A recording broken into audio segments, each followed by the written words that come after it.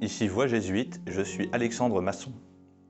Alors qu'Inigo de Loyola, en pèlerinage vers Jérusalem, est sur le point d'arriver à Barcelone, une bataille continue de se jouer en lui entre désir, sentiment, affection et passion.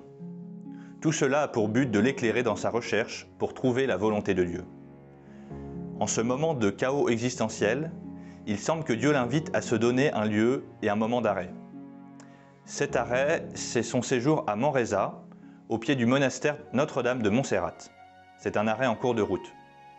Il vit entre l'auberge des passants et une petite grotte. C'est là qu'Inigo va vivre les expériences spirituelles les plus fortes de toute sa vie. Il dit que Dieu l'a traité comme un maître d'école traite un élève. L'un des premiers enseignements qu'il recevra sera de mettre de l'ordre en lui-même. Déterminé à servir Dieu, tout son passé pesait lourdement sur lui. Il a souffert des scrupules pour tout le mal qu'il avait fait aux autres, à tel point qu'à un moment donné, il a pensé à se donner la mort.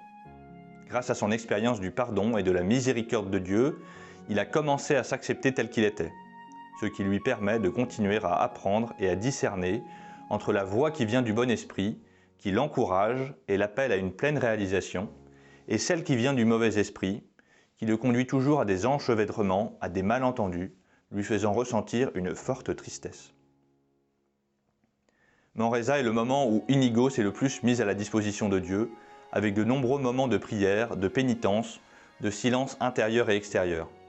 De telle sorte qu'à certains moments, comme cela lui est arrivé un jour au bord du fleuve Cardonner, comme il le raconte dans son autobiographie, son esprit s'est ouvert et il a commencé à voir les choses d'une manière différente, à tel point que tout lui semblait nouveau.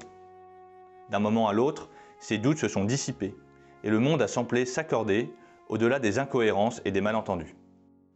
Après cette période, Inigo de Loyola se découvre être un nouvel homme qui connaît son horizon bien qu'il ne sache pas quel sera son chemin.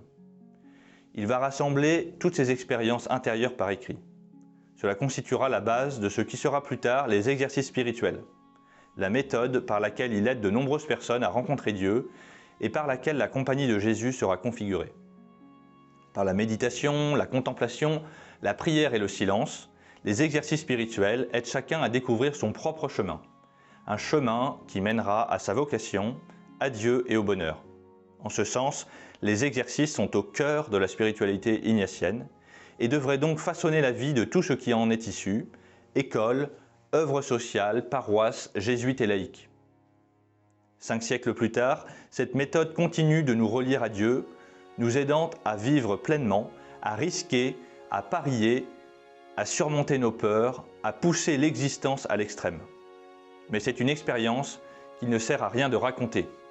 C'est une expérience qu'il faut oser vivre. Venez et voyez.